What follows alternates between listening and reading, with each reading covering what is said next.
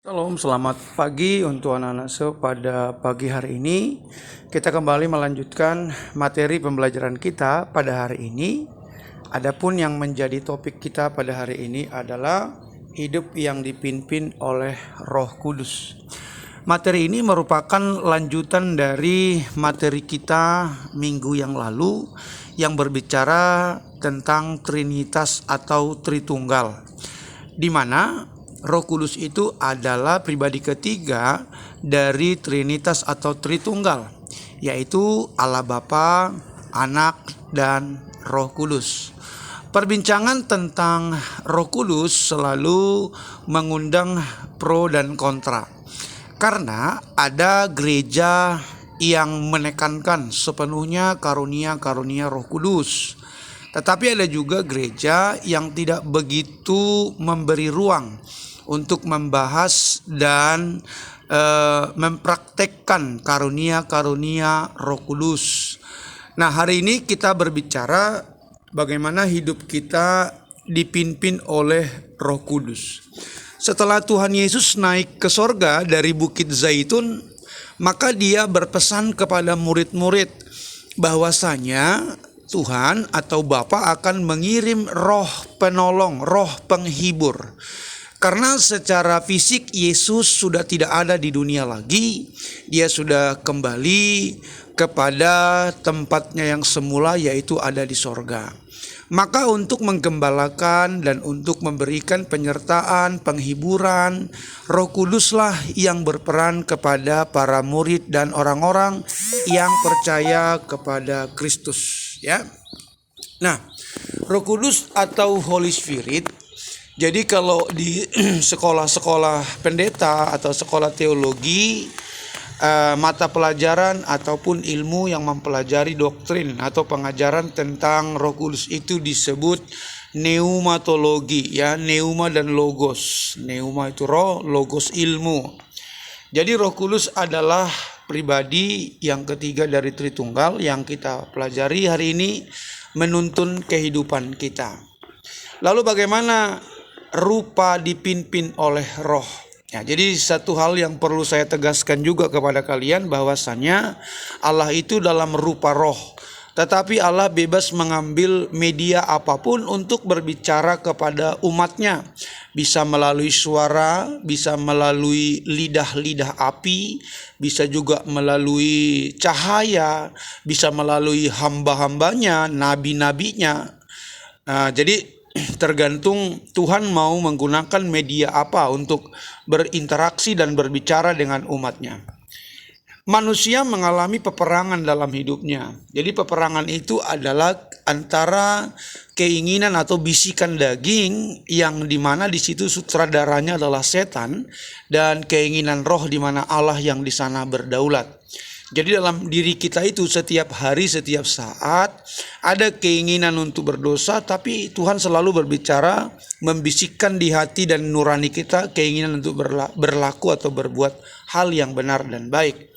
Nah, peperangan antara menghidupi keinginan daging, ya, tabiat dosa, atau kita menghidupi suara Tuhan lewat keinginan roh kita.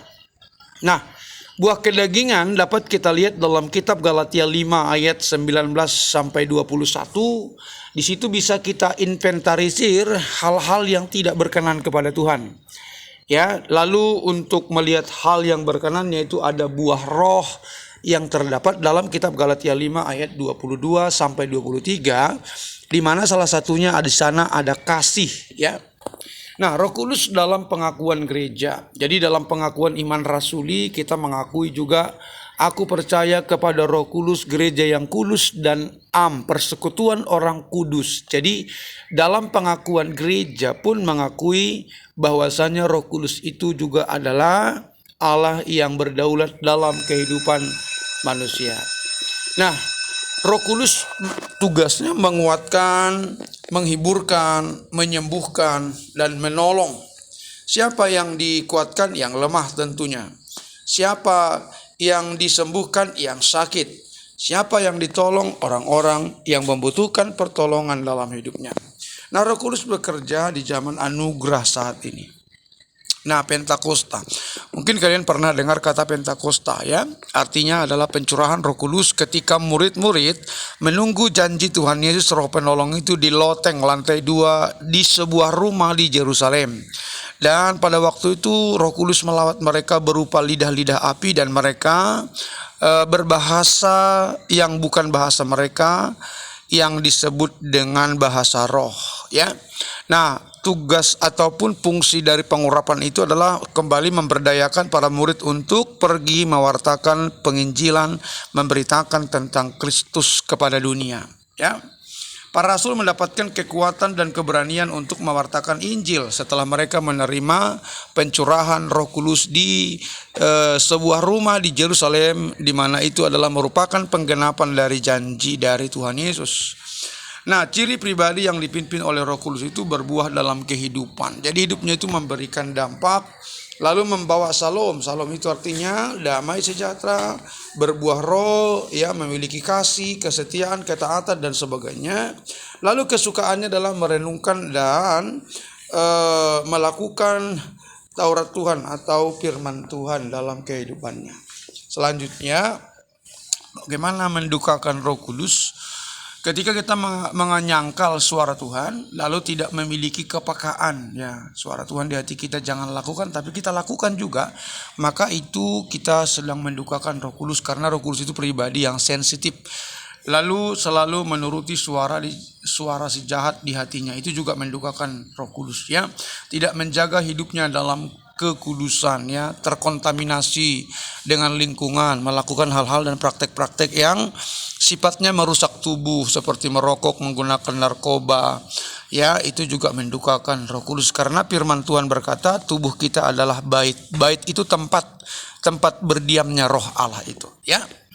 Oke, Roh Kudus memperbaharui kehidupan gereja Tuhan. Sejarah gereja mencatat bagaimana gereja senantiasa mengalami pemurnian lewat proses, ya. Tahun 1517 oleh Martin Luther dan kawan-kawan merestorasi, maka muncullah reformasi gereja. Nah, gereja terus bergerak dan mengupgrade diri sesuai dengan perkembangan zaman sekarang ini. Nah, yang menjadi kesimpulan dari penjelasan saya adalah kegerakan Roh Kudus tentunya membawa ke dalam nuansa baru dan gairah maksimal dalam melayani Tuhan. Jadi gereja fungsinya, tugasnya, ya, masih ingat ya, ada 3: koinonia, marturia dan diakonia itu, ya. Koinonia bersekutu, membangun hubungan secara vertikal, marturia bersaksi, dan koinonia melayani dengan kasih yang ada pada kita.